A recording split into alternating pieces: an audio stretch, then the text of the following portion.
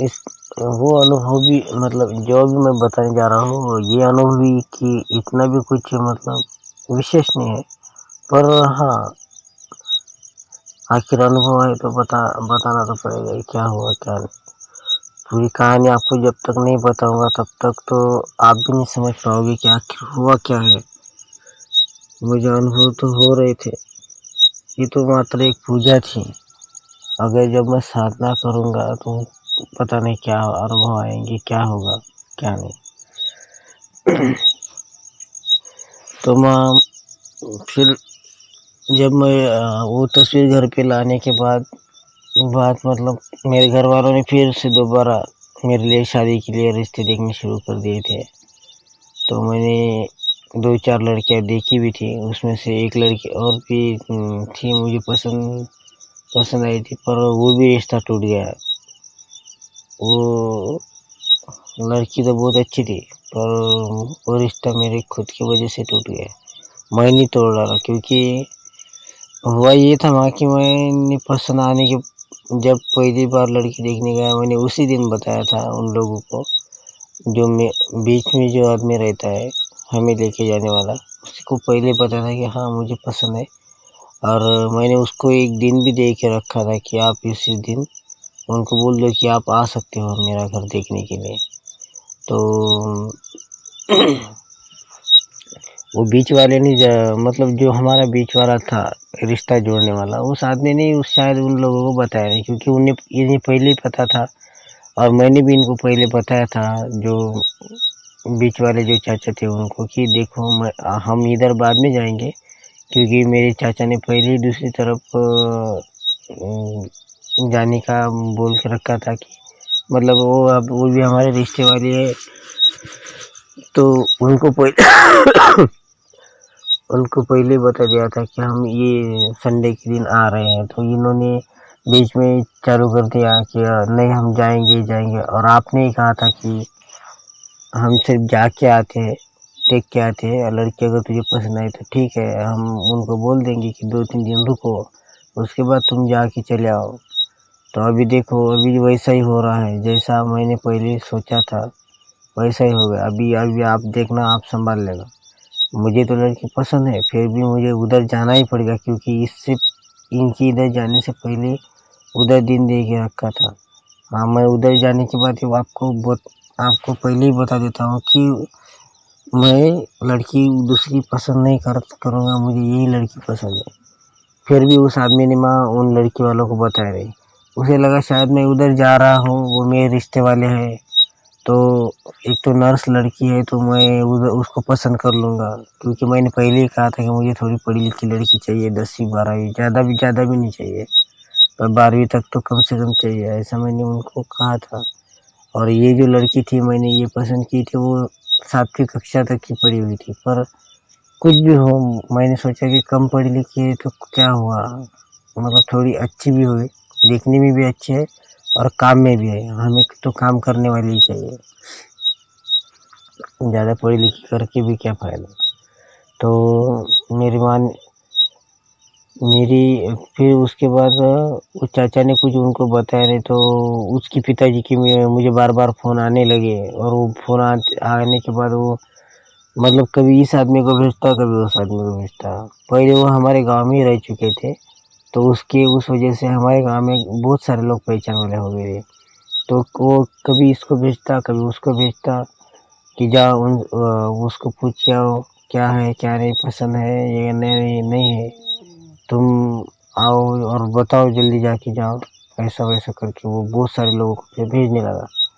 तो मुझे इतना गुस्सा आ गया, मैंने सोचा यार ये मेरे जिस आदमी ने मुझे लेके गया उसके ऊपर भरोसा नहीं है इसका, ये दूसरे लोगों को भेज रहा है मेरे पास बार बार बार बार। तो मैं गुस्से में बोल दिया कि जाओ उसको बोल दो कि मुझे पसंद नहीं है, बाकी क्या करने का है तुम करो। गुस्से गुस्से में मैंने उनको बोल दिया कि मुझे पसंद है। तो फिर वो आदमी ने बोल दिया क्यों, क्या हो गया। मैंने बोला कुछ नहीं, अभी बस उनको बोल दो कि मुझे पसंद नहीं है और मुझे नहीं चाहिए तुम्हारे लिए। तो फिर उसको इतना समझ में नहीं आता, बोला कि वो अरे ये रिश्ते का काम है, समझ में आना चाहिए। हाँ वो समझदार तो है, पर बौखलाए जैसे, जब वो थोड़ा पागल जैसे ही कर रहा था। मैंने बोला छोड़ दे, जान दो, ये कुछ अपनी बस मतलब अपने लिए ठीक ही नहीं होंगे शायद इसके माँ बाप वगैरह। तो उससे मन टूट गया था। उसके बाद एक और जगह रिश्ता मैंने देखा, तो वहाँ पे भी लड़की मुझे पसंद आई, तो मैंने उनको कहा कि हाँ मुझे पसंद है। पर उन्होंने भी बहुत मतलब उन्होंने दूसरी जगह भी मैंने और लड़की देखी थी, तो ये लड़की देखी थी तो यही मुझे पसंद थी, दूसरी वाली। पर वहाँ पे भी मेरा वैसा ही हुआ। उन लोगों ने मतलब मुझे हाँ क्या बोल रहे, मुझे भी हाथ मतलब हाँ कह के उन्होंने रोक के रखा, और उधर दूसरी तरफ भी उनका रिश्ता देखना चालू था। तो उन्होंने क्या किया, मैं वो दूसरी तरफ उनको ठीक मतलब थोड़ा ठीक ठाक लड़का मिला होगा, या कुछ मुझसे थोड़ा अच्छा मिला होगा, पैसे वाला है वो। तो उन्होंने उनकी तरफ ज़्यादा ध्यान दिया, और मुझे कुछ ना कुछ बहाना बना के रोकने के लिए मजबूर कर दिया वो। तो मुझे बहुत गुस्सा है फिर वो, और फुल गुस्सा है कि यार मेरे साथ ऐसा क्यों होता है। मैं कभी भी कोई लड़की पसंद करता हूँ तो लोग इतने हल्के में क्यों लेते हैं। तो फिर मैंने कहा मैं अभी छोड़ ही दूंगा। मैं अभी फिर माँ से कहा कि माँ ये सब क्या हो रहा है, मुझे कुछ समझ में नहीं आ रहा। आज 15-20 दिन हो रहे ये लड़की देख के मैं आ गया, 15 दिन हो गए, फिर भी उनके घर वाले नहीं आ रहे, ना कुछ बता रहे बराबर। हाँ, इधर उधर से आ गए, फिर भी रोक के रख दिया उन लोगों ने। और भी दोबारा वो घर देख के चले गए मेरा, और बोले कि हाँ हमें पसंद है, सब कुछ पसंद है, तुम आओ बताओ क्या लेना है दहेज में वगैरह। ये सब बोलने के बावजूद भी उन्होंने उन लोगों ने रोक के रखा। कब फिर कहा कि नहीं होली होने दो, ये होने दो, हमारा ये थोड़ा काम है बच्चा है, ये होने के बाद फिर हम उसी काम में लग जाएंगे। ऐसा वैसा करके लड़की के पिता ने बहुत घुमाया। तो मैं इतना परेशान हो गया कि यार ऐसा क्यों कर रहा है। अगर इसको सब कुछ पसंद है तो सीधे सीधे बताता क्यों नहीं। जो हमारा बीच वाला आदमी था, मैं उसके उसके ऊपर चिल्लाता था। वो भी सोच रहा था, वो बोल रहा था कि मैंने पहली बार ऐसा रिश्ता देखा है, पहली बार मेरे साथ ऐसा हुआ। ये आदमी है या क्या है, मुझे भी समझ में नहीं आ रहा है ये क्या। उसको पूछूं अगर तुझे पसंद नहीं है तो सीधा सीधा बता, तो वो बोलता नहीं हमें लड़का पसंद है। फिर भी बोलता है, फिर बाद में बोलता है हाँ थोड़ा ये काम है वो काम है, ये होने दो। मैंने बोला आपको तो उन्होंने सही बोला है ना कि मैं पसंद हूँ, हमारा घर पसंद है, क्या तुम आओ क्या नहीं आओ। तो एक काम करो बोला आप कि, तो वो बोले कि तुम एक काम करो, तुमको मैं नंबर देता हूँ, तुम ही बात करो। मैंने बोला मैं क्या बात करूँ, मैं मेरे चाचा को नंबर दे दूंगा, मेरे चाचा पूछ लेंगे। तो ठीक है बोले। फिर 2-4 दिन मतलब कम से कम उन्होंने 15 दिन देखने के बाद भी घुमाया माँ। तो किसको गुस्सा नहीं आएगा। मैंने सोचा, फिर माँ से कहा माँ ये सब क्या हो रहा है, मुझे सही से कुछ पता नहीं आ रहा, वो आदमी भी बता नहीं रहा उसका माँ बाप क्या है क्या नहीं। तो आप ही बताइए माँ क्या हो क्या रहा है, ये उनको पसंद भी है या नहीं। तो उसी दिन मेरे सपने में माँ आई मेरे चाची के रूप में, और मतलब मुझे संकेत मिल गया माँ से, और कहने लगी कि जाने दे बेटा, वो तो अभी मतलब वो लोग जो है उन लोगों ने पहले ही देख रखा है दूसरी तरफ, उनका दूसरी तरफ चालू है, क्या कर रहे हैं क्या नहीं। तो अभी तुम छोड़ दो उसका पीछे ही छोड़ दो, वो दिल से बात ही निकाल डालो, ऐसा उस औरत ने कहा। मैंने सोचा यार माँ से आज कहा था और माँ ने ऐसे बता दिया, क्या पता क्या है क्या नहीं। तो उसके तीसरे दिन मेरी चाचा का फोन आया था। तो मेरी चाची ने और मेरे चाचा ने बताया, अरेंद्र बोले वो नहीं बोल रहे हैं ऐसा वैसा। मैंने बोला क्यों, तो बोल रहे थे कि नहीं, उन्होंने कहा कि शादी का मतलब 3 भाई है और जमीन कम है, ऐसा कुछ करके मतलब कुछ भी बहाना बता दिया। मैंने बोला ठीक है जाने दो, उनके मन में ही नहीं था, ये मुझे पहले ही पता चल चुका था। तो फिर उसके बाद मैंने लड़कियां देखी नहीं। मेरे चाचा को कहा कि आप ही खुद जाओ, आपको पता है मुझे कैसी लड़की पसंद आती है, आप ही जाने का, आप ही जाइए और आप ही देख के आइए। मैं अभी किधर भी लड़की देखने को आपके साथ क्या, मैं किसी के साथ नहीं जाऊँगा।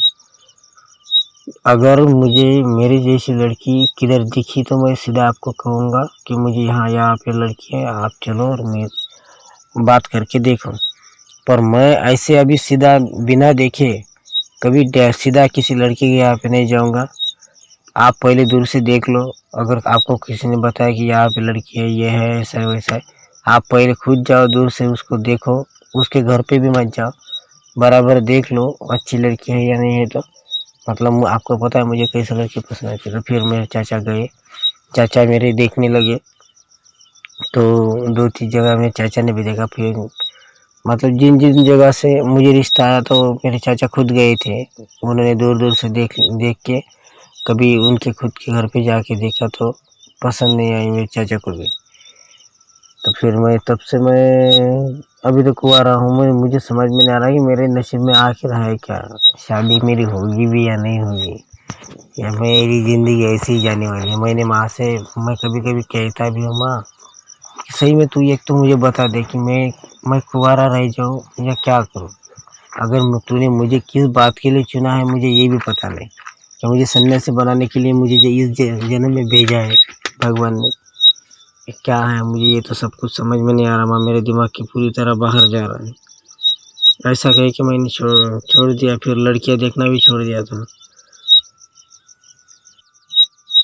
पर उसके बाद जो है ना, थोड़ा मतलब मुझे बहुत दिनों तक फिर कुछ अनुभव नहीं हुआ।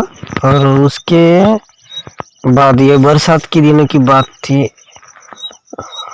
मैंने माँ सोच लिया था कि मैंने माँ को कहा था कि माँ देखिए मेरी जिंदगी, मतलब मेरी क्या, मेरे परिवार की जो भी जिंदगी जैसी भी कुछ हमारे परिवार में जो भी घटित होगा वो आपकी वजह से होगा, यही मान के मैं आज से चलता हूँ। और मेरा पूरा जीवन जो है मैं आपके ऊपर समर्पित कर रहा हूँ। इससे ज्यादा मैं आपको कुछ कह भी नहीं सकता। बाकी का आप देख लीजिए क्या करना है क्या नहीं। मैं आपको गुरु, आपको माँ भी मानता हूँ और आपको गुरु भी मानता हूँ। और भगवान भोलेनाथ जी, आप मेरी माँ हुई तो भोलेनाथ जी मेरे पिता हुए, और मैं उनको भी अपना पिता कहता हूँ। मैं ये नहीं कहता कि मैं आपको माँ मानता हूँ, आपको और भोलेनाथ जी को माँ मानता हूँ, तो मैं आपकी पुत्र प्रेम के बीच में, सगे पुत्र प्रेम के बीच में आ जाऊँ। मैं ऐसा इंसान नहीं हूँ माँ। सिर्फ मुझे अपना बेटा मान के मेरी समस्या का ध्यान रखिए, मेरी समस्या के ऊपर कुछ उपाय कीजिए, मुझे बता, इस जीवन से मुक्त कीजिए। बराबर मुझे कुछ समझ में नहीं आ रहा माँ, मैं क्या करूँ क्या नहीं है। अभी आप ही मेरी रक्षा करो, आप ही मेरी जिंदगी को क्या है बनाना है, कैसे बनाना है, आप ही देखो। क्योंकि आज से मेरा पूरा तन मन धन मैंने आप पे अर्पित कर दिया, आपके शिव परिवार पे। आप चाहो जैसा करो, भोलेनाथ जी की इच्छा और आपकी इच्छा के बिना मैं कुछ भी नहीं करूँगा। ऐसा मैंने कह के फिर मैंने कहा कि आप ही मेरी गुरु हो, और आप बताइए मुझे मार्ग बताइए कि मैं क्या करूँ, कहाँ जाऊँ, क्या नहीं। ऐसा कह के मैंने वहाँ से माफी तो मैंने छोड़ दिया। तब से क्या करने का है क्या नहीं करने का है सब माँ पे छोड़ दिया। जैसा होगा अभी माँ ही करेगी। तब से लेकर अब तक ऐसा ही है।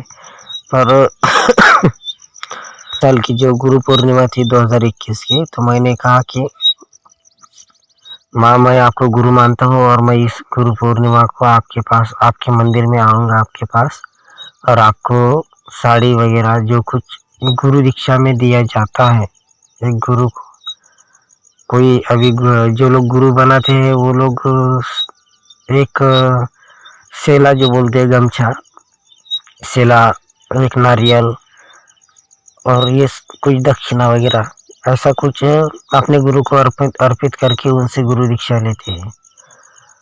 और मैंने सोचा फिर माँ कि आप तो इतनी बड़ी देवी हो, आप इतनी बड़ी माँ हो, सब पूरे जगत की माँ हो, तो मैं आपको गुरु बनाऊँ तो आपके लिए क्या लाऊं, मुझे ये तो समझ में नहीं आ रहा। पर मैं अपने मन से ही लेके आ रहा हूँ माँ। तो मैं आपके लिए साड़ी वगैरह जो कुछ एक औरत का सिंगर रहता है, एक देवी का जो सिंगर है, मैं वो सब लेके आऊँगा आपके पास और आप मुझे दीक्षित कीजिए, मेरी गुरु दीक्षा कबूल कीजिए और मुझे कृपया अपना शिष्य मानकर, अगर आपने माना हो तो मुझे इसका परिचित मतलब मुझे अनुभव दीजिए। तो मैं समझ गया था कि जब मुझे ऐसा मैंने कहने के बाद माँ जब मेरे सपने में आने लगी, मतलब किसी किसी के रूप में, मैं कभी किसी दुविधा में पड़ गया तो मैं बोलता था, माँ मुझे बताइए कि मैं सही रास्ते में जा रहा हूँ या मैं गलत रास्ते में हूँ, मुझे क्या करना चाहिए क्या नहीं, तो मुझे तुरंत सपना आता था माँ। या